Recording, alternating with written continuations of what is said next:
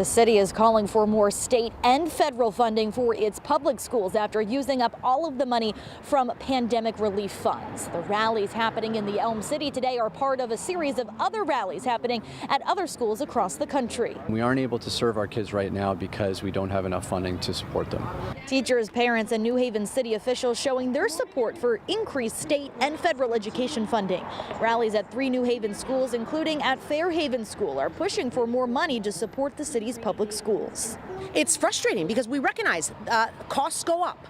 Workers deserve to be paid more. The costs of running buildings is more expensive. We know that. So we absolutely have to be able to address that deficit, and it shouldn't fall on taxpayers in New Haven alone.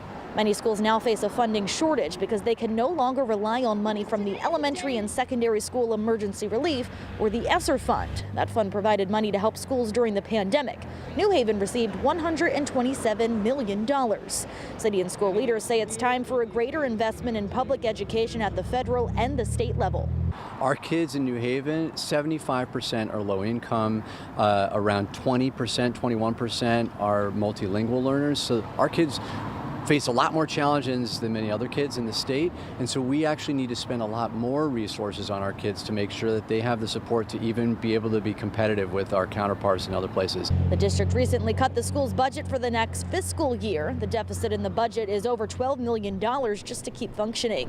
Mayor Justin Elliker says the district needs $35 million to have adequate staffing and programming. That would give our kids just a reasonable number of guidance counselors per child, social workers per child, even a librarian in each school. These are things that I think all of us can agree our kids deserve. For any schools that have remaining money left in the ESSER funds, today is the last day to allocate that money. New Haven schools, like many other schools across Connecticut, have already dried up those funds. In New Haven, Lindsay Kane, Fox 61, Connecticut's news station.